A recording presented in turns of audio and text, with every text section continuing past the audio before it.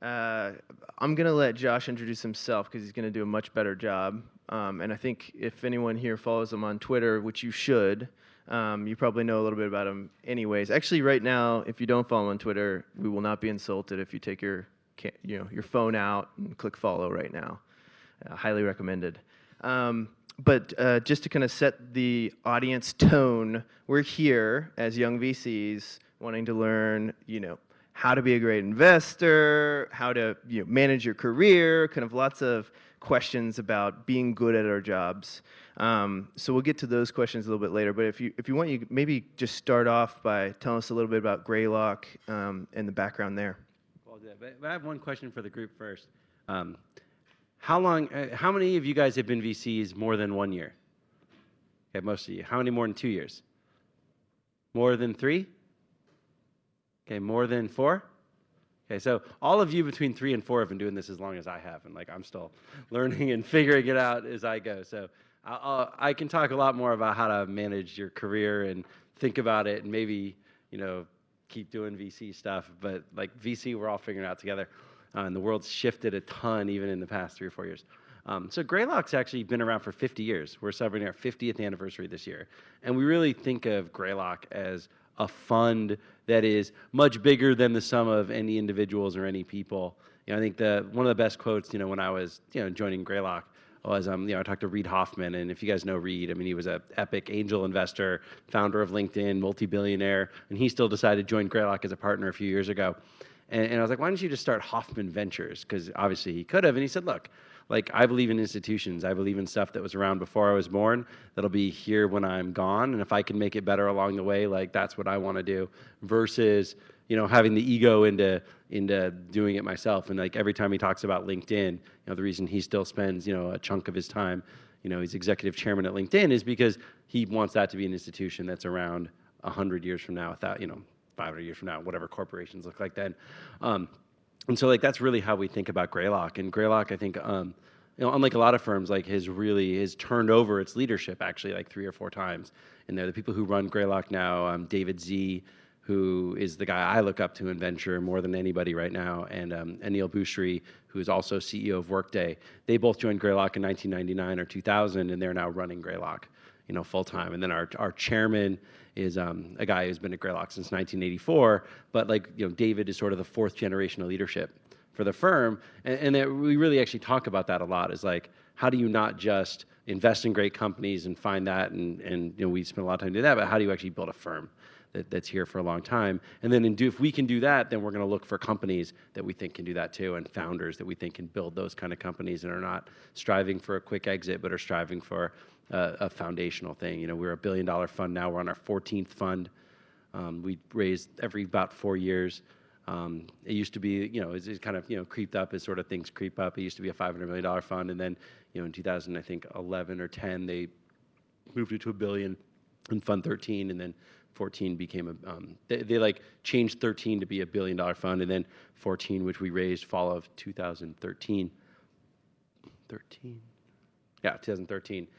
That's a $1 billion fund as well. And then what we try to do is build a platform that can help great companies. And we look for we're split just consumer and enterprise. There's 10 of us investing partners, including we're adding our next investment partner, a woman named Sarah Tavel, who was a young VC at Bessemer for a long time. Then she joined Pinterest really early, and she's joining us in a month or two that we're super excited about. But she's again we are split into consumer and enterprise, and we focus on things that can become independent, iconic companies. On the consumer side, we get really excited by anything that looks like it can become a great network platform or marketplace. Over the past 15 years, between David and Reid in particular, we've invested in LinkedIn and Facebook and Pandora and Airbnb, all in the Series A or Series Bs. The Facebook Series B was still at a $500 million valuation, which was revolutionary and incredibly controversial back in 2005 or 6 when the firm did that. But that's turned out to be an incredible return, and they really had the thesis that as you get people's habits set in college, you'll grow up and still want to rely on the same social network. And on the enterprise side, we look really at companies that will serve massive change in major enterprises. And we've had a big thesis in the cloud. So Workday, Okta, Cloudera, Pure Storage, like have all been massive successes. Kind of this is all over the past 10 or 15 years, and now we're going forward. Great. And you mentioned that you've been a VC for about between 3 and 4 years, but you've built a really strong brand kind of coming into that. Can you tell me about your background? And I know that you're a very deep consumer product guy, not just bits and zeros, but also atoms. You worked in commerce a little bit. Could you tell me a little bit about that? Yeah. So I think you guys know way more about VC earlier in your careers than I did. I graduated from Stanford. I did a program there called Symbolic Systems. Have you guys heard of Symbolic Systems? A few people have. Turns out Reid Hoffman had done the same major, which was my hook back into LinkedIn a few years into my career. But I'd actually grown up in the Seattle area, and so I really wanted to go back up to Seattle. And all I wanted to do, like my objective when I left college, was to create great technology that changes people's lives, or is it great products or great technology.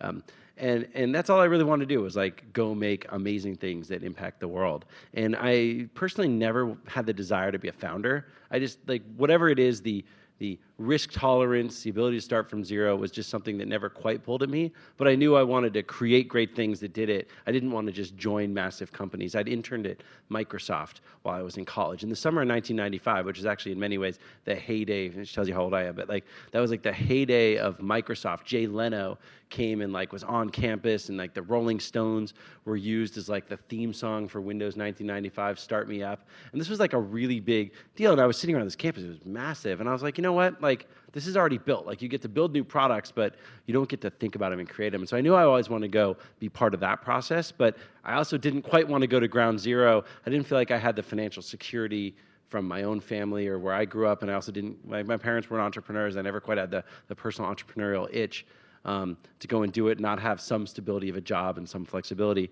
And so I wanted to go find something that was private. And in 1997, one of the most exciting companies I could find was Real Networks, which was trying to put audio and video on the internet. And if you guys remember, like today, we take it for granted. I mean, we're streaming this thing, or it will be streamed later. By the way, you can meerkat here, but no periscoping. So, gotta always promote your companies. But like we can stream everything else, and I was like, audio and video on the internet, that should be a really big deal. Wouldn't it be fun to go make it work? Real Network was like 300 people at the time, and my cousin worked there, and so I got him to introduce me because they weren't really recruiting on campus at Stanford, and they introduced me and like, hey, do you want to hire this, like, my cousin who's coming out of Stanford and like is an engineer? And I interviewed with him, and I ended up getting a job offer, and I ended up deciding to do that over pursuing like Microsoft or even staying in the Bay Area.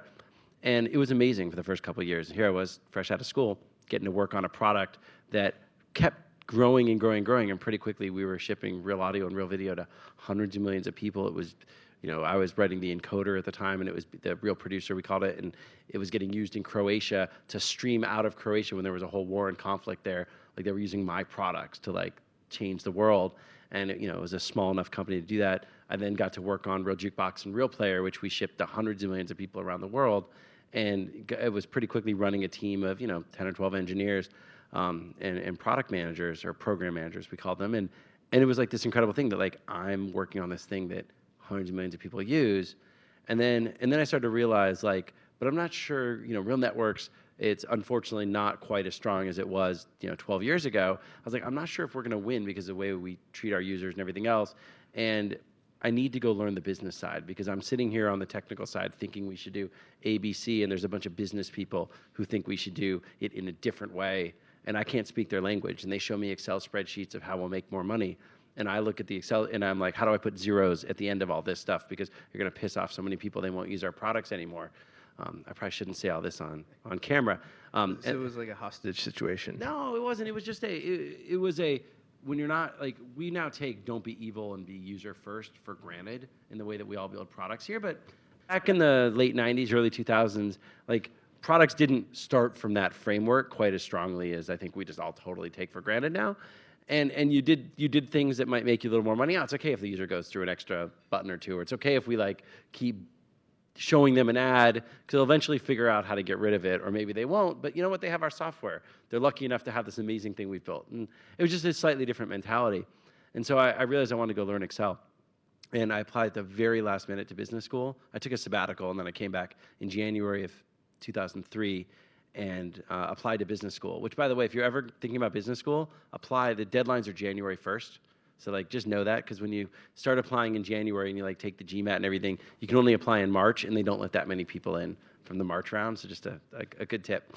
But I got into Berkeley, and my wife wanted to come back to the Bay Area. She'd grown up here. And so we came back in 2003, and I started business school, and I thought, oh man, this is going to be a great, and I'm giving the long version, I'll speed it up in a second, but it's a great like way to go learn like all the business side of the stuff that I didn't know. And what I realized quickly after coming down the valley was I just need to leave Real Networks and go find a consumer company that thought user first. And this is really where sort of, I didn't learn about VC that much, but I started to think like one. Is a buddy of mine who's now running revenue and ads at Twitter was at business school, and we met there. And the funniest thing he did was he went and networked. And what he did was he had a list of people he was going to make phone calls to, and he went into the phone room, because we didn't all have cell phones back then, or didn't like have many minutes. He'd go into the phone room on campus. He'd make like 5 phone calls to like important people in Silicon Valley that like he wanted to meet, because he was at business school, and he's like, you got to network. I was like, what is this thing, networking? I had like no idea, because I'd been an engineer and was just like working up in Seattle and was like happy with my job and my life. And I was like, oh my God, I need to network too. And so I started like trying to do this too with like people I might have met at Stanford who were like in things. Any awkward moments? Any awkward moments? Oh, they were all awkward moments. Like I don't remember the stories, because I think I've like blocked them out. And then he and I started like debating all the trends, and we started debating social networking. And he and I wrote a point counterpoint for the school newspaper that was still printed out every week. That's like, this is like 12 years ago, which like sounds ancient now. But there was a school newspaper at Berkeley that got like laid out and printed out in business school. And we wrote a point counterpoint on social networking. And I got to write the point. I was like, oh, this is going to be amazing. It's going to change the world. We'll know who we know, and that will be like really a big deal. And he had to write, he agreed with me, but he had to write the counterpoint. So he was like, oh, this will never work. It'll never make money. People online don't want to put their information online. It's a private internet, yada, yada, yada. And it was really fun. And then we started getting excited. I was like, oh, I should network into social networking companies. So I emailed jobs at Friendster. And then I'd seen a posting where LinkedIn wanted to hire a Windows engineer, which I happened to be. So I emailed jobs at linkedin.com. And I got a response from LinkedIn, because I had done the same program as Reed at Stanford, and I mentioned that in my note to LinkedIn. And they were like, oh, you look like you have a great profile. Because Real Player, by the way, had shipped like hundreds of millions of people. It was like really well known. It was like saying you worked at YouTube right now. Like people just knew it. But now if I say Real Player, I get lots of blank stares. But it was a big deal 12 years ago. And so they're like, oh, you worked on that. We'd love to talk to you. Then I met them, and I was like, but my secret is I'm actually in business school. So can I like code for you on the side or like help? And they were like, why are you in business school? I was like, well, because I want to learn to be a product manager. And they were like, why don't you just come here and be a product manager? So taking the interest in social networking, believing it had a chance to be the next big thing, reached out to them cold, but tried to use all these like overlapping things, ended up in a job offer. And then I went back to business school. I was like, oh my God, do I drop out? What do I do? Like, I thought I came here to be a product manager. I can already be one at a company like LinkedIn. And fretted about this a lot. One of my buddies who ended up becoming like SVP at LinkedIn like 10 years later was like, dude, you got to do it. This is going to be like the next big thing. One of our professors was like, this is a total joke. The funny story is that guy then came to LinkedIn to do a project kind of in second year of business school, and that professor gave him a C+ on the project. And so when LinkedIn went public and he was an executive there, we had a lot of fun laughing about that. But I got into LinkedIn, and I decided, you know what, I came to business school to do this. And so I joined LinkedIn as a product manager. And then this is where my career sort of speeds up, and I get a little bit of ADD. And LinkedIn was my first startup now, because it's a real network, so it's 300 people. LinkedIn was only 15 people when I joined. And I started every year going, okay, am I working at the right one? Should I go to another one? Should I think about it? And I'd always make a list of like other companies I thought were doing awesome stuff, and I'd go through all the VCs' websites to like I learned about all this stuff and started looking at the other VCs' websites to figure out what to do. And then like I'd be like, okay, LinkedIn's doing well, and I think it's going to be a $3 or $4 billion company, but man, maybe I could go run product somewhere. And I should have taken a little more time in my career. I was like, oh, I'm going to go run product. So I got introduced to this company called Zazzle, and at Zazzle, they brought me in. I thought I was going to run product, and then they're like, "Oh, you're not going to run product." I was like, "What? Why did I even leave LinkedIn?" But Zazzle was bits to atoms, and it was this. I got really fired up on this idea that you can take any idea and print. Do you guys know what Zazzle is? Before I describe it, you can print a physical product from a design within 24 hours, and we had a factory that was like highly tuned in order, and a set of people there who were tuned to like make things on demand. I got so excited by that. I still think custom products is a massive opportunity. It hasn't unfolded as fast as I thought Zazzle could with like a design marketplace. And after a couple of years at Zazzle, I started getting burnt out. I got 2 speeding tickets driving home from work in the same Trying to month. escape. Well, you know, I was like stressed out that I didn't even notice after you get 1 ticket, like pay attention to cops. And like, I didn't even notice the cop the second time, which showed me that I was like a little bit overly stressed out. I thought, man, I want to go to a bigger company. What's the biggest opportunity in the world right now? And this was end of 2007, beginning of 2008. And I looked around and said, like, do you guys remember this era? Like, Facebook's platform was blowing up and it was spammy as hell. And like, we couldn't figure out if like the platform was going to be, and MySpace was doing a platform, and MySpace was still way bigger than Facebook. And you couldn't figure out if like the platforms were going to be around for a long time or this was all going to collapse. But I thought this was the future of the consumer internet, was this new idea of a platform. And I was like, you know what? I'm done with, I did LinkedIn from 15 people up to like 50. I did, and you know, whatever, 300,000 or 150,000 users up to like 3 or 4 million. I did Zazzle, where we got from, we like 5x our revenue in the time I was there, and it was well on its way. And I was like, I want to go to a bigger company. And this is when Facebook was 500 people. I was like, that'll be safe. I'll go learn there, just tuck my head in, and Wasn't a bad move. It turned out to be a great move, because the other thing I learned for venture was, I thought I was joining as a product manager, and I got reorganized a week before I started. They reorganized the person who hired me and the team around it.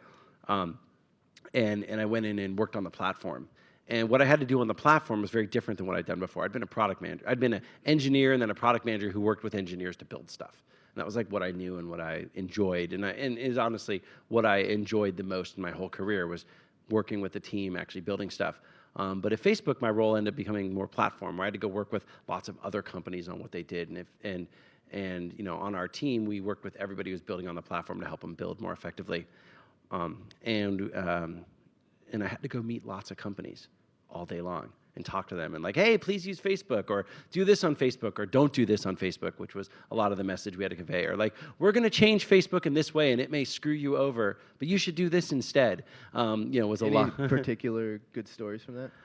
Oh, like I met the Living Social guys really early, and they were incredible. They were the smartest like hackers on Facebook. And they would always figure out these really creative things. Like at one point, they invented this thing called Pick 5, which we had just launched ability for apps to put some photos in the feed. And so what they figured out was, if we put 5 photos in the feed in like this order and like label them 1, 2, 3, 4, 5, users click on this stuff way more, and it like totally loops together. And all of a sudden, everybody's feed became like Pick 5s. And it was like, so maybe I had to call them and be like, stop. Like, we're gonna stop this. We're gonna block this. And it was just like this amazing like cat and mouse game of like the most viral opportunity ever invented for the consumer internet, coupled with this stuff. But I used to talk to guys like Keith Raboy, who was at Slide then. Then went to Square and is now at Khosla. I used to, and Max Levchin, who was working with him at Slide. I used to talk to Mark Pincus a fair amount, who was at Zynga. It was like being in the center of this stuff, like the network that I just built by like having to help all these people. It was incredible. And I learned a lot on like how to deal with external people all the time, because I'd been mostly introverted. But what I realized was, as much as I believed in Facebook and believed it was going to become a massive company, and I mean, it surpassed all expectations. It's just incredible what they've done. I realized like I wasn't totally happy in that platforms role and really wanted to go back to a core product role. And beginning of 2009, I was like, look, I can't leave Facebook. It's going to go public. It's going to be awesome. My career, I've already like bounced around a little bit. But if I could go to Twitter, I would love to go to Twitter, because that was the only one that I saw at that time where I was like, that has a chance to be so much bigger than it is today. And I found myself using Twitter as much as Facebook. And so a friend of mine introduced me to Biz. I noticed that they had a platform job listing, and I didn't really want to leave Facebook platform to go do Twitter platform, but I thought it'd be a way to go meet them. So I had him introduce me to say, hey, do you want to talk to my friend Josh about the platform job? And were you already really active on Twitter? Yeah, I was mildly active. Yeah. I wasn't a super tweeter, but I was reading a lot and replying and tweeting sometimes. You can go back. I was a terrible tweeter. I'm not a great tweeter now, but I was a terrible tweeter in the early days. I wish they hadn't made the archive so easy to find. But I got introduced, and I met them on the platform role, and I said, look, I'm not sure I'm your guy to do the platform. I'm on Facebook's platform, et cetera, but I'd love to come work with you guys. And I got to meet Biz Stone and Ev Williams and Jason Goldman, who were running Twitter at the time. And they said, look, we think that too, but let's stay in touch, and maybe the right product will open up. I'd love to come help. I think, I've got a lot of experience on growth and platform stuff. And then they called me back later that summer, like, how could we connect with Facebook? And so I came up and helped them out. We had a good conversation. I kept in touch with them over about 6 months. And then they finally said, okay, we're thinking about hiring a product manager. Are you still interested? And I was like, absolutely.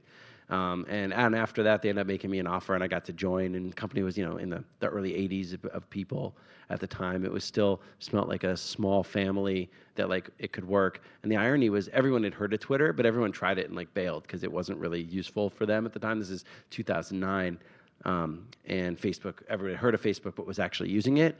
And I didn't realize how big that gap was until I walked into Twitter. I was like, so how many users do we have? And they're like, I don't know, because like we'd never really like done like active user accounting and all this stuff. They weren't that bad, but it was, they're like, we knew how many tweets we had, everything else, how many people were tweeting, but we weren't really tracking like consumption and behavior. And we had our platform API. There's a lot of confusing things going on. And the direction I got from Ev Williams and Jason Goldman was basically a lot of people sign up, a lot of them don't stick around. Go fix that. And we started a little team that we called onboarding at the time, that we over time renamed to kind of general growth, and said, like, what can we learn about our users who get Twitter, learn about the ones, and help more of the ones who don't get Twitter. And we started building a bunch of features. We rebuilt the sign-up flow. We built our user recommendation system. We rebuilt our email engine and how we emailed our users to re-engage them. We tried to build another Facebook thing that Facebook ended up blocking so that we couldn't find your friends on Twitter through Facebook. We built a ton of times. We just built a whole A/B testing framework so we could actually test things and learn. Built a data platform so that we could understand what was going on. And over time it worked. And Twitter was an amazing first year. Like, I was the happiest I've been in my whole career. And then if you've ever read the book on Twitter called Hatching Twitter, there's just sort of a story on sort of what happens when the company is, the board, the CEO, everything's not quite fitting right, and things start to change. And it really changed the tenor of Twitter the day that Ev Williams was asked to step down as CEO. I mean, Dick became an amazing CEO for the company for a long time, but it changed things a lot for me and my relationship with the company. And then Jack Dorsey came back in to kind of run product, and I ended up getting asked to leave about 3 months after that, just because I think like my fit with the direction of how they wanted to think about product and product management just like wasn't there. It's kind of a tough thing to be asked to leave a company that like you love and really want to be a part of and really want to make happen in the world, and say, hey, all your ideas, everything else, there's not a fit for you kind of in the next wave of the company. I'm like, shit, what do I do? Do you think the current change that's happening with the CEO is interesting, because it seems like it's very product focused on updating the product? We're on video, so what I would say, what I would say is Twitter is an amazing product, and it should be I think it's a billion user product, and I think the team there has done an incredible job taking the product that, and the infrastructure and everything that was struggling and gotten it to where it is today. And I think, they've taken it public. It's making billions. It's a $20-some billion company. It's making over $1.5 billion in revenue. Like, the opportunity is huge. And I think sometimes just refreshing the seat will actually, help new ideas flourish that weren't flourishing before. But I think Dick did an amazing job as a CEO, and I think, I'm optimistic of what Jack will do or what kind of person that they'll go find and bring in.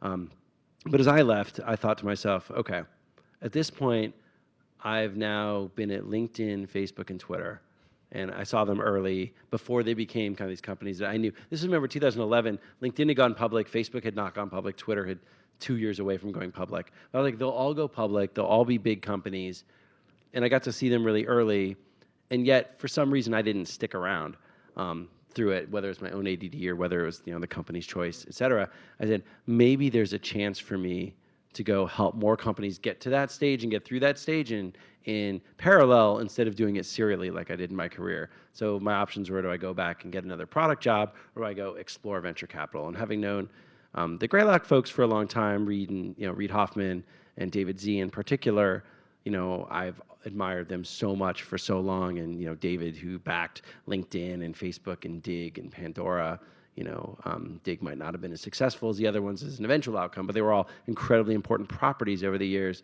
I was like, I would love just to go learn from these guys. And they said, look, come here as a principal. We'll figure things out. Most principals at Greylock never make partner. In fact, it hasn't happened in a long time, but you never know. And the worst case is you'll come learn for a couple of years. You'll be even more ready to go back and get a great job. Or, you never know. So I kind of took that swing, and that was 3 years ago. But what you can see is, like, I was never thinking about VC. I was never trying to be a VC. I was never really planning on it in my career. Every decision I made was like, I want to go work on the thing that I think can be the biggest in the world and go have fun doing it and jump in with both feet and go do it. And I did that every single time. And it ended up compounding into this crazy thing that has me here where you guys think you're getting advice on VC from me, which is totally not a great idea yet. But well, judging on, you only get to bet with your career one at a time, and you've strung together some wins, so I think that's a positive. I would say all the companies I ever worked for are still independent. So, Real's still an independent public company, struggling a little bit today. Zazzle's still independent, private, doing pretty well. So that's great. So I guess diving into the nuts and bolts behind products, and do you have any kind of a short list of things that you're looking for when you're looking at consumer products that made you kind of go into this, for your career, you picked specific companies for real reasons, but also as an investor, what are you looking at? It's a great question. I think a lot of people are like, hey, do you look at traction? And traction is very, very helpful. But what I always look for is the vision and the story and the what can it become if it really works. And I always work backwards from there. And I'm like, can you imagine a system, like the thing that makes companies that become independent and built to last and around for a long time is they have either a strong network effect or a strong marketplace effect or a strong platform effect where they connect people and things through this company, through this service, in a way that can't be replicated elsewhere, and that if some people leave, they're missing out on the value of the service versus some people leave and just go get that value somewhere else. Airbnb is a great example. Like, sure, you can find a home now on any other platform, but if you really have a home you want to list, you would get much better demand on Airbnb probably than any other platform. So why would you go there? Then if the good homes are getting listed on Airbnb and you want to go find somewhere to stay, why would you go to other platforms when you think the best homes are on Airbnb? And so it becomes a thing. A simpler way to put it is, even once you have this effect, even if you aren't like always cranking on the next big thing, like it's still very, very hard to displace. And so I always look for companies and stories that I can actually imagine that possibility. And then I work all the way backwards to say, like, if you think about it, every company is sort of a two-step approach. Step one is getting to enough traction to do something really well that gives you the chance to be that bigger platform. At Facebook, it was getting all college people to list their own identities and sort of update them in some meaningful way. Then they figured out, newsfeed was really interesting. Then they figured out how to open it to the world. And you sort of realize all the people will be on Facebook and posting on Facebook. And it's sort of this two-step of like colleges and newsfeed. Oh my God, now we have the platform for the world. Let's go win the platform for the world. If you think at Twitter, it started as like simple 140 character sharing and everything else. Then it was this realization, wait, this is the future of media. If you follow the right things or you search for the right things and you get involved in the right communities, this is a platform that everybody has to be on to find out what's going on in the world. And so I always kind of look for that like two-step approach. And then the real question is, on traction is there enough chance that it will get to a meaningful place at stage one where it's doing its one thing really well? Snapchat did this with obviously Snap communication back and forth to earn the right to go be something even much bigger. And if I can see what it could be much bigger, then I'm more likely to take the bet that it can even find its way to that first level of traction versus a lot of companies see to have a lot of traction, but you're like, even if you win that thing, so what? What platform do you become? And so that's at least been my take. And like, it's either going to be in my career, it worked out that I picked things that had just enough traction and a big opportunity they could become something big, that those, both steps actually played out. But when I look at companies, my risk is I get swayed by the incredible vision of what it can become and might miss how hard it is to get to stage one, I think, versus other people who might sort of get more excited about traction and then hope that stage two will get figured out. Interesting. And what apps are on your cell phone right now? It's a great question. So look, I still use Twitter. Twitter, when I look at my battery usage, it's Twitter and email are like half my battery usage these days. It's ridiculous, and I love Twitter. It's my community is on Twitter. I interact with tons of people. I share things. I learn things. I know what's going on. I quickly can figure that out. It's spectacular. I have a lot of fun with Snapchat because I don't really like sharing my personal life, my family life on Twitter, but I do on Snapchat with a more curated set of people. And the fact that it goes away makes me really comfortable. Obviously, I use Facebook to keep up on all my friends and family, and I use LinkedIn all the time because I'm looking up who is this person or what am I meeting, or and the feed of like who's changing jobs and everything else is actually great. Although I give this feedback to the LinkedIn folks all the time, including Reed. Like, there's too much in my feed that like I don't really care about. Like, I really love LinkedIn for like job updates and like not much else. And then we're using Slack to both. I use Slack with some of the companies I work with, which is fun to stay in touch with them, as well as internally at Greylock. So that's kind of my work app and work messenger. And outside of those, I'm having a lot of fun with Meerkat. I'm not sure if you guys have tried Meerkat. I invested in that in March. But I'm having a ton of fun with Meerkat and watching video and jumping in and what people are doing live. We had a huge set of announcements today that I think are a really great like next step forward and show what kind of possible with sort of live broadcasting in your pocket model. And then other companies I'm invested in. I play with Jelly and Super a fair amount, and Operator because Operator was amazing for my anniversary. Last week, or 2 weeks ago, I had to order a gift for my wife, and they helped me find it really quickly. So we'll open it up when we do. Hopefully, you guys can all get on Operator. But that's actually about it. That and then group messaging. I have a group of friends who we message back and forth all the time in sort of a group messenger. And we used to be on Message Me. That was a Greylock company. Now we're using Telegram. But I'll go wherever the group goes. So if Telegram, we stopped using it, we would just use something else because really I go where the people are more than the app. Yeah, interesting. And so while I ask this last question, I want everybody to kind of think of your boldest, most interesting question because I'm going to throw it to you guys pretty soon. So my last question is, what's the advice you would give to us to be helpful to companies?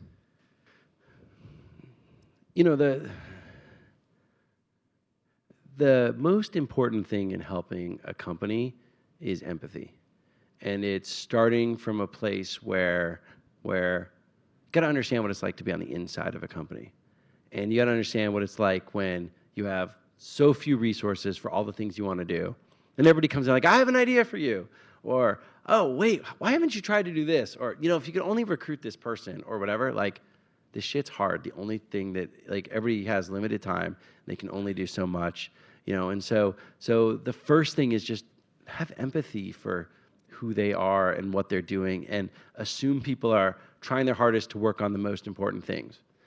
The next thing is, to really help them is, give the most insightful things you can say about, what you're seeing.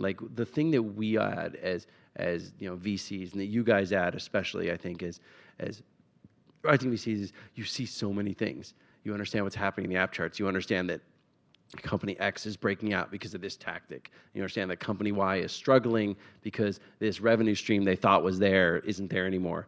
And companies inside that are so focused on their own stuff don't have that insight and that intelligence. And so share it with them in as structured and simple a way as possible when you get these insights.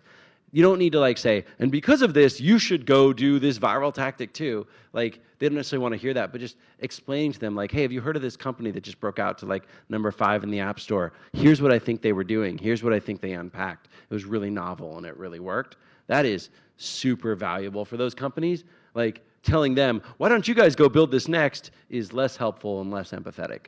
So focus on those learnings, and then the last thing you do is ask questions and listen as much as you can.